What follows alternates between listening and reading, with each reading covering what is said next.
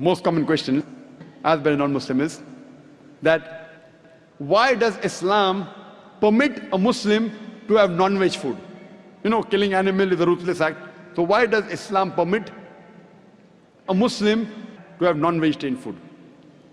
I would like to mention at the outset that a Muslim can be a very good Muslim even by being a pure vegetarian. There's no verse in the Quran, the Hadith that says it's compulsory for the Muslim to have non-veg food. But since the Quran and our Creator Allah subhanahu wa ta'ala have given permission for the human beings to have non-veg, why should we not have? The Quran says in Surah Ma'idah, chapter number 5, verse number 1, Ya ayyuhallazina amanu, O you believe, fulfill your obligations and eat of the four-footed animals with the exception named. Eat of the meat of the four-footed animals with the exception named. Quran says in Surah Nahl, chapter number 16, verse number 5, we have created for you cattle, and from it you derive warmth and many benefits, and of the meat you can eat. Quran says in Surah Mu'minun, chapter number 23, verse number 21, that verily in the cattle is an instructive sign for you. We give you to drink from what is within the bodies, and you derive many benefits from them, and of their meat you can eat. So when Quran has given permission to have the meat of the lawful animals, then why should we Muslims not have it? Let's analyze the scientific as well as the logical reasons for having non-veg food. Today science tells us that in non-vegetarian food, it is a wholesome food. It's rich in protein. And the body requires amino acid. There are 8 amino acids which are not created in the body. It has to be given by the external diet. It's known as essential amino acids. Only in the flesh food do you have all the 8 essential amino acids. Therefore, the meat is called as a complete protein. There is no vegetarian food which has all the essential amino acids in it. Furthermore, meat is rich in niacin, vitamin B, and it's a wholesome food. There are many non-Muslims, especially the Hindus, they say that why do Muslims have non-veg?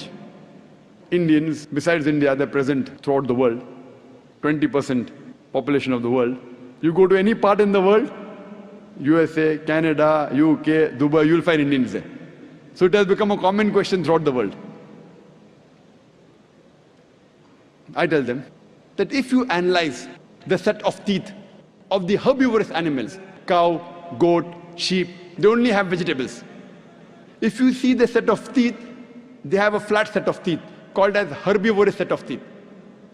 If we analyze the set of teeth of the carnivorous animals who only have flesh food, lion, tiger, leopard, they have pointed set of teeth. They have the canine set of teeth.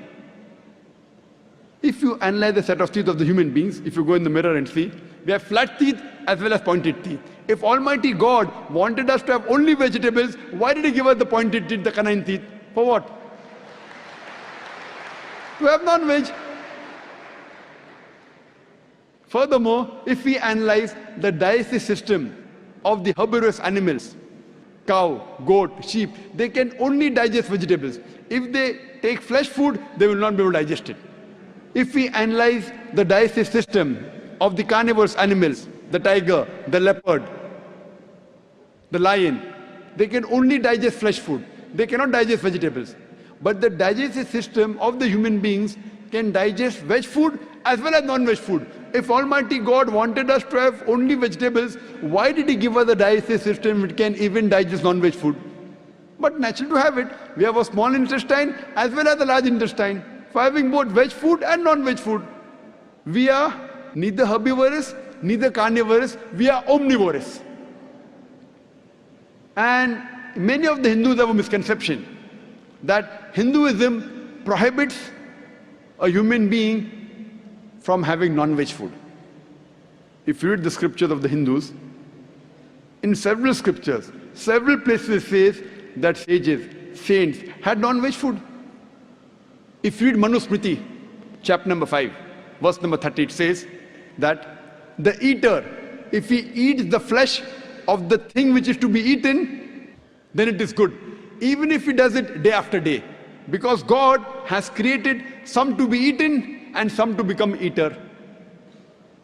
When you read Manusmriti chapter number 5 verse number 31, it says that eating meat in sacrifice is not a sin.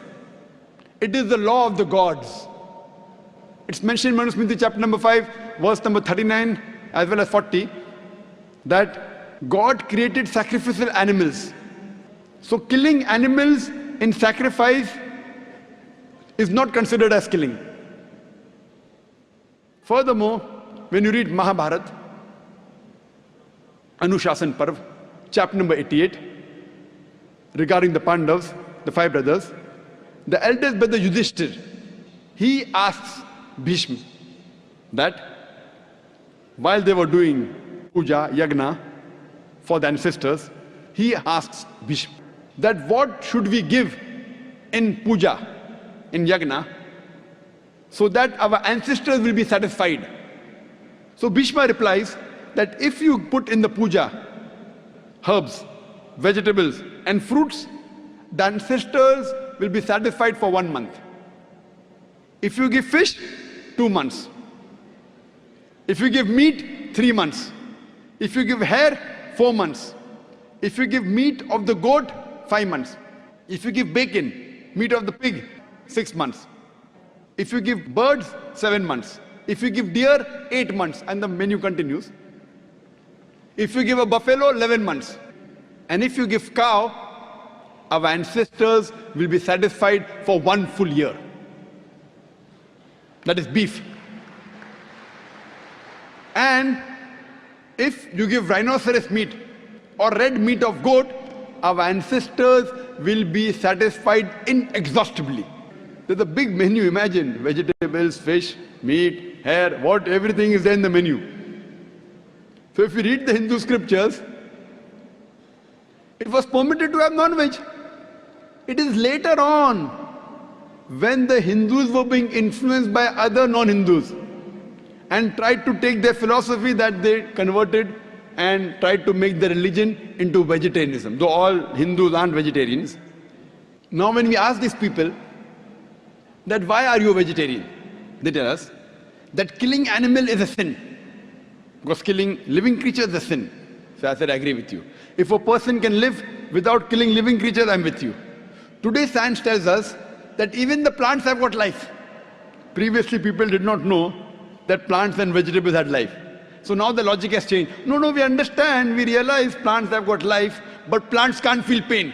Therefore killing animal is a bigger sin as compared to killing a plant. Now science has further advanced and we have come to know that even the plants can feel pain. Though we cannot hear the cry of the plant, but even the plants can feel pain. They don't have a very well developed system, but they can feel pain. And there was a research done in America that a farmer had made a gadget where you could make the cry of the plant be heard to the human ear. Because the human ear only hears between 20 cycles to 20,000 cycles per second.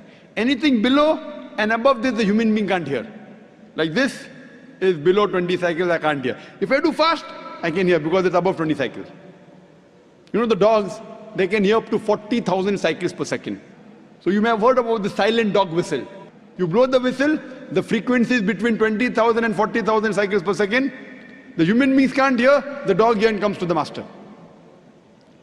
So the cry of the plant cannot be heard by the human being. So there was a research done in America where a farmer makes a gadget, and whenever the plant wanted more water, it would cry out, he used to convert the cry and he could hear it.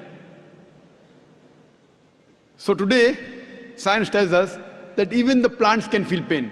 So now, there is a non-Muslim who argued with Maxim, he said, okay, Brother Zakir, I agree with you, the plants have got life, the plants can feel pain. But you know, plants have got about 2 senses less as compared to animals. Animals have got 5 senses, plants have got 3 senses.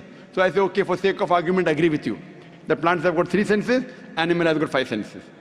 So I asked him the question that suppose if you have a brother who's born deaf and dumb, and if someone comes and kills him, will you go and tell the judge, me Lord, give this murderer less punishment because my brother had 2 senses less? In fact, you'll go and tell the judge, give this murderer double punishment. My brother was masoom, could not hear, could not speak. Give him double punishment. So where is the logic, 2 senses less, so less punishment? In Islam, it does not work 2 senses less or 2 senses more. Quran says in Surah Baqarah chapter 2 verse number 168, eat of the things which are good and halal for you. What is permitted and what is good you can have. So what is halal, what is lawful, and what is permitted and what is good you can have. As far as non-Muslims who are against eating non-veg, if I agree that fine, we should not kill any animals, the population of the cattle, it grows so fast that if we stop eating animals, there will be overpopulation of cattle in the world. Now we have overpopulation of human beings in some countries, India, China. We'll have problem with overpopulation of cattle. And personally, if non-Muslims don't have non-veg, I've got no problem. Believe me, I've got no problem. Because if in India, all the non-Muslims start having non-veg, then maybe the price of mutton and beef will go up. So for me, no problem. If they don't have non-veg, I've got no problem. But if someone tells me that eating non-veg is haram, it's a sin, that's the time I give all this logical explanation.